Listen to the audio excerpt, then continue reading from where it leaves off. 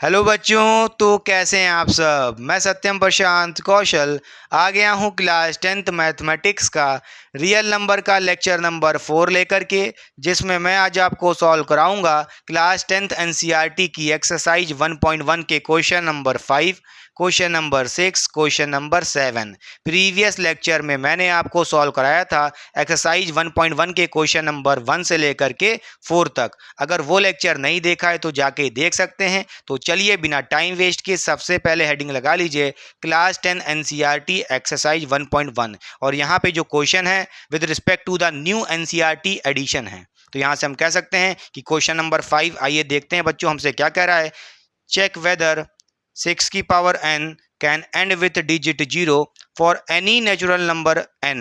क्या ये बात समझ में आई कि नहीं बच्चों। क्वेश्चन में हमसे क्या कह रहा है, क्वेश्चन में हमसे कह रहा है कि हमारे पास एक नंबर है 6 की power n can and with digit 0। क्या ये जो 6 की पावर n नंबर है, क्या ये एंड कर सकता है विथ डिजिट 0? क्या इसकी लास्ट डिजिट 0 हो सकती है? ये चेक करके बताना है बच्चों। तो उसके लिए हमारे पास यहाँ पे एक सबसे इंपॉर्टेंट लाइन है जिसको मैं आपके सामने पहले से ही लिख देता हूँ। देखिए बच्चों, ये लाइन क्या है। Any number can and with 0। कोई भी नंबर एंड कर सकता है 0 से, उसकी लास्ट डिजिट 0 हो सकती है। उसके लिए कंडीशन है if that number has prime factor 2 and 5 both. इसका मतलब यह है कि अगर कोई नंबर के पास उसका प्राइम फैक्टराइजेशन करते हो, किसी भी नंबर का प्राइम फैक्टराइजेशन करते हो और उसके प्राइम फैक्टर में 2 एंड 5 बोथ, दोनों प्राइम फैक्टर अगर 2 और 5 मिलता है तो वो नंबर क्या होगा बच्चों, एंड करेगा विथ 0। उसकी लास्ट डिजिट 0 होगी। क्या ये बात समझ में आई कि नहीं बच्चों। आइए समझाते हैं एक एग्जांपल से। वो एग्जांपल हम खुद ही ले लेते हैं। लेट्स से अगर हमारे पास कोई नंबर है और वो नंबर है 10, हम यहाँ पे 10 का प्राइम फैक्टर करेंगे बच्चों सबसे पहले। तो 10 को सबसे पहले 2 से डिवाइड करोगे 5 आ जाएगा, फिर 5 को 5 से डिवाइड करोगे 1 आ जाएगा। अब जैसा कि आप यहाँ पे देख पा रहे हैं, जो आपका नंबर था ये एंड कर रहा है विथ 0। 10 देखिए बच्चों एंड कर रहा है विथ डिजिट 0। क्यों एंड कर रहा है विथ डिजिट 0? क्योंकि जब आप इसका प्राइम फैक्टर करोगे तो इसके प्राइम फैक्टर में 2 एंड 5 ये दोनों प्राइम फैक्टर मिल रहे हैं। क्लियर हुई बात कि नहीं। ऐसे और भी एग्जांपल हैं। एक और एग्जांपल देख लेते हैं। मान लेते हैं हमारे पास यहाँ पे कोई नंबर है 30 बच्चों। अगर आप 30 का भी क्या करोगे, प्राइम फैक्टर करोगे।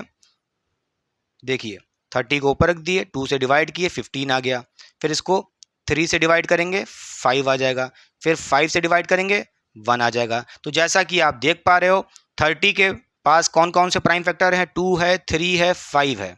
बस नोट करने वाली बात क्या है, 30 जो नंबर है एंड कर रहा है 0 से। क्यों एंड कर रहा है 0 से? क्योंकि इसके पास दो प्राइम फैक्टर्स हैं, पहला 2 एंड 5। इसी के वजह से हमारे पास ये जो नंबर है 30 एंड कर रहा है विथ डिजिट 0। क्लियर हुई बात कि नहीं।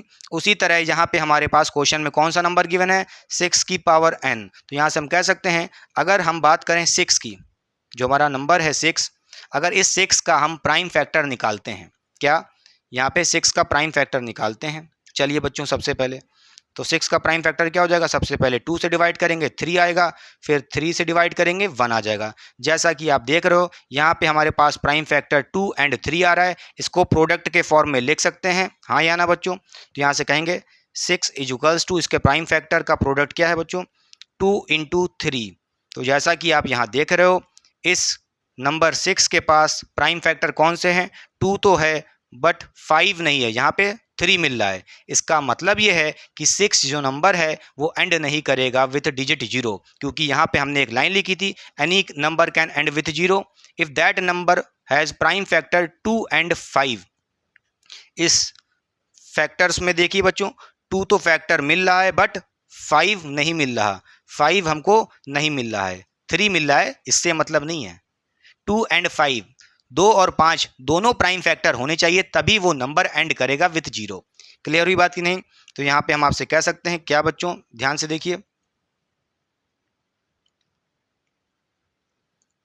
इस लाइन को, देखिए बच्चों ये लाइन हमसे क्या कह रही है फिर, since 5 is not a prime factor of 6। आपने देखा 6 का प्राइम फैक्टर किया जब, तो उसमें देख रहे हो 5 is not a prime factor, prime factor 5 नहीं मिल रहा है किसमें, बोलिए 6 के फैक्टर्स में। तो आप कहोगे 6 की power n can not and with 0। यहाँ पे एंड लिखा है बच्चों, यहाँ पे आप इसको थोड़ा सा काट के ई लिख लेना, एंड कर लेना। क्लियर, समझ गए बच्चों? ठीक है, कोई दिक्कत की बात नहीं है। आइए देखते हैं नेक्स्ट क्वेश्चन हमसे क्या कह रहा है। क्वेश्चन में हमसे कह रहा है बच्चों क्या, एक्सप्लेन वाई। हमारे पास एक नंबर गिवन है 7 इंटू 11 इंटू 13 प्लस 13, एंड दूसरा नंबर है 7 into 6 into 5 into 4 into 3 into 2 into 1 plus 5। ये दूसरा नंबर है। आर कंपोजिट नंबर, हमें चेक करना है कि ये नंबर और ये दूसरा नंबर क्या कंपोजिट नंबर है कि नहीं बच्चों, ये चेक करना है। तो हम क्या करेंगे, इस पहले वाले नंबर को मान लेते हैं ये x है, और दूसरे वाले नंबर को मान लेते हैं ये y है, लेट कर लेते हैं। तो यहाँ से चलिए बच्चों, सबसे पहले हम क्या करेंगे, यहाँ पे आप कह सकते हैं क्या, आप कहोगे let x is equals to, मान लो 7 इंटू 11 इंटू 13 प्लस 13। दूसरा नंबर हमारे पास बच्चों यहाँ पे है y is equals to 7 into 6 into 5 into 4 into 3 into 2 into 1 plus 5। तो यहाँ पे हमारे पास दो नंबर थे, इसको हमने x लेट कर लिया, इसको हमने y लेट कर लिया। क्लियर, अब क्या करेंगे, यहाँ पे जो आपको नंबर्स दिख रहे हैं x और y, थोड़ा इसको सिंप्लीफाई करते हैं बच्चों। तो देखिए यहाँ पे आप बोलोगे x इज इक्वल्स टू, क्या करेंगे बच्चों, यहाँ पे आप देख रहे हो 3 यहाँ पे भी है, 13 यहाँ पे भी है, 13 यहाँ पे भी है। तो हम क्यों ना 13 यहाँ से पूरे में से कॉमन निकाल लें। तो देखिए हम 13 कॉमन निकाल लेंगे बच्चों, कॉमन निकालेंगे, ब्रैकेट में क्या बचेगा देखिए। तो यहाँ पे आप बोलोगे 13 आपने कॉमन निकाल लिया है, तो बोलिए क्या बचेगा, ब्रैकेट के अंदर आपके पास 7 बचेगा, मल्टीप्लाई में 11 बचेगा। अब देखिए 13 निकाल लिया तो यहाँ पे क्या बचेगा, 1 बचेगा बच्चों। इसी तरह यहाँ पे भी 1 बचेगा। तो यहाँ पे आप कहोगे मल्टीप्लाई 1 प्लस 1, जहाँ जहाँ 13 है बच्चों वहाँ पे 1 आ जाएगा, क्योंकि 13 आपने कॉमन निकाल लिया है। क्लियर, कोई दिक्कत नहीं है। फिर यहाँ पे आप क्या करोगे, x इज इक्वल्स टू, इसको थोड़ा और सॉल्व करोगे, 13 और ब्रैकेट में क्या हो जाएगा बच्चों, यहाँ पे देखिए आप कहोगे 7 इंटू 11 77 हो जाएगा, इंटू 1 77 ही रहेगा, प्लस 1 कितना हो जाएगा, 78 हो जाएगा। तो यहाँ पे आप कह सकते हो कि आपकी वैल्यू कितनी आ जाएगी, 78 आ जाएगी ब्रैकेट में। और आप इसको ऐसे लिख लोगे, कैसे, x is equals to 13 multiplied by 78, क्योंकि ब्रैकेट के और नंबर के बीच में क्या होता है, मल्टीप्लिकेशन होता है। क्लियर, हमने यहाँ पे x की वैल्यू लिख ली है ऐसे बच्चों, कोई दिक्कत नहीं है, पक्का। अब नोट करने वाली बात क्या है, यहाँ पे देखिए 78 क्या है, कंपोजिट नंबर है, तो इसके प्राइम फैक्टर और मिल सकते हैं, इसको और थोड़ा प्राइम फैक्टर्स निकालते हैं इसका। तो यहाँ से आप बोलोगे क्या, आप यहाँ पे बोलोगे 78 का प्राइम फैक्टर क्या हो जाएगा बच्चों। तो सबसे पहले 78 का 2 से डिवाइड करोगे तो कितना हो जाएगा यहाँ पे आपका, तो बच्चों यहाँ पे आपको मिलेगा 2 से डिवाइड करोगे तो हो जाएगा अपना 39। फिर 3 से डिवाइड करोगे तो मिलेगा 13, फिर 13 से डिवाइड करोगे तो मिलेगा 1 बच्चों। तो इसकी जगह आप यहाँ से कह सकते हो x इज इक्वल्स टू, क्या हो जाएगा बच्चों, बोलिए। यहाँ पे आप लिखोगे 13 इंटू 78 की जगह क्या लिख दोगे, इसके प्राइम फैक्टर का प्रोडक्ट। देखिए बच्चों 78 किसके बराबर होगा, इसके प्रोडक्ट ऑफ प्राइम फैक्टर के ही तो बराबर होगा, हाँ या ना। तो यहाँ पे आप कहोगे 2 multiplied by 3 multiplied by 13। Clear, यहाँ पे हमने प्राइम फैक्टर 78 का लिख लिया है, उसको ये लिख दिया। क्लियर, तो आप देख सकते हो जो आपका नंबर x था उसका आपने ओवरऑल प्राइम फैक्टर्स टोटल निकाल दिया है। क्लियर, यही सेम चीज़ आपको y के लिए करनी है बच्चों। तो y इक्वल्स टू, देखिए बच्चों क्या हो जाएगा, y इक्वल्स टू, यहाँ पे क्या दिख रहा है, देखिए 5 आपको यहाँ पे भी दिख रहा है, 5 यहाँ पे भी दिख रहा है, क्यों ना हम 5 को कॉमन निकाल देते हैं बच्चों। तो यहाँ पे आप कहोगे हम 5 को कॉमन निकालेंगे तो क्या बचेगा ब्रैकेट में, आप देख सकते हो यहाँ पे 7 बच जाएगा, मल्टीप्लाइड 6 बच जाएगा, मल्टीप्लाइड देखिए 5 कॉमन निकालोगे तो यहाँ पे कितना बचेगा, 1 बचेगा। तो यहाँ पे हम 1 लिख देंगे, मल्टीप्लाइड बाय 4 बच जाएगा बच्चों, मल्टीप्लाइड बाय 3 बच जाएगा, मल्टीप्लाइड बाय 2 बच जाएगा, मल्टीप्लाइड बाय 1 बच जाएगा, प्लस फिर से 5 मिला, 5 तो कॉमन बाहर निकाल चुके हो बच्चों, तो 5 की जगह 1 आ जाएगा, तो जहां जहां 5 था बच्चों वहां वहां 1 आ जाएगा। क्लियर, बोलिए, ब्रैकेट क्लोज कर देते हैं। तो अब आप यहां से कहोगे y इज 5, और इस ब्रैकेट को चलिए सॉल्व करते हैं, क्या आएगा इसके अंदर, इसके अंदर क्या आएगा ध्यान से देखते हैं। देखिए आप करना 7 into 6 into 1 into 4 into 3 into 2 plus 1 कर देना बच्चों, तो आपकी जो वैल्यू आएगी मैं डायरेक्ट लिख देता हूं, वो वैल्यू आएगी 1009 आएगी। फिर से मिटा के लिख देता हूं अच्छे से, 1009 आएगी। और जैसा कि आप देख रहे हो ये जो आपके पास नंबर मिला है 1009 यानी 1009, ये क्या है बच्चों, एक प्राइम नंबर है। ठीक है, क्या है हमारे पास, ये एक प्राइम नंबर है। क्लियर, पक्का समझ गए, कोई दिक्कत की बात नहीं होनी चाहिए। अच्छा ठीक है, कोई दिक्कत नहीं है।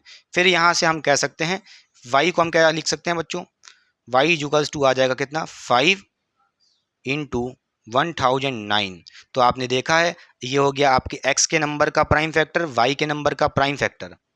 ठीक है, फिर आप ये प्राइम फैक्टर देख करके बता सकते हो कि ये नंबर कंपोजिट नंबर है कि नहीं। कैसे बताएंगे, उसके लिए यहाँ पे हमारे पास एक लाइन होती है बच्चों, उसको हम यहाँ पे आपको डिस्प्ले कर देते हैं।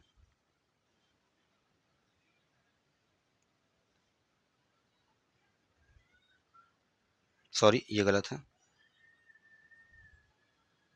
यहाँ से आप कहेंगे बच्चों, ये हमारी बहुत ही इंपॉर्टेंट लाइन है। चलिए देखिए क्या कह रही है, both number x and y have factor other than 1, therefore these numbers are composite number. देखिए बच्चों कंपोजिट नंबर की डेफिनेशन क्या होती है, या तो आप ये बोल सकते हो the composite numbers are the numbers that have factor more than 2, more than 2 factors होते हैं कि नहीं होते हैं, ये बोल सकते हैं हम, कोई दिक्कत की बात नहीं है। या आप ये भी बोल सकते हो कंपोजिट नंबर वो नंबर्स होते हैं जिनके पास फैक्टर अदर देन 1 होता है। क्लियर, तो आप देख रहे हो यहाँ पे देखिए एक्स वाले नंबर को देखिए, अदर देन 1 कितने फैक्टर मिल रहे हैं भाई, 3 भी फैक्टर है, 2 भी फैक्टर है, 3 भी फैक्टर है, 13 भी फैक्टर है। समझ गए, क्लियर। इसी तरह इधर देखिए वाई में, तो वाई के अंदर भी देखिए एक फैक्टर अदर देन 1 क्या है बच्चों, 5 दिख रहा है, एक फैक्टर आपका 1009 दिख रहा है। तो अदर देन 1 आपको यहाँ पे 2 फैक्टर दिख रहे हैं, अदर देन 1 यहाँ पे आपको 4 फैक्टर दिख रहे हैं। तो इसका मतलब ये है कि x और y आपके क्या हैं, कंपोजिट नंबर हैं। क्या है बच्चों, कंपोजिट नंबर हैं। क्या ये बात समझ में आई कि नहीं बच्चों, क्लियर, पक्का, कोई दिक्कत की बात नहीं है। आगे बढ़ जाएं, चलिए अब देखते हैं बच्चों नेक्स्ट क्वेश्चन, क्वेश्चन नंबर 7 आपकी एनसीईआरटी का, जो हमसे क्या कह रहा है आइए ध्यान से देखते हैं। क्वेश्चन में हमसे कह रहा है there is a circular path around a sport field, Sonia takes 18 minutes to drive one round of field, while Ravi takes 12 minutes for the same. Suppose they both start at a same point and at a same time and goes in the same direction. After how many minutes will they meet again at a starting point? ठीक है बच्चों, कोई दिक्कत नहीं है। अब इसके लिए आपको क्या करना पड़ेगा, यहाँ पे देखिए बच्चों, इसके लिए हम यहाँ पे एक सर्कुलर फील्ड बना लेते हैं। सबसे पहले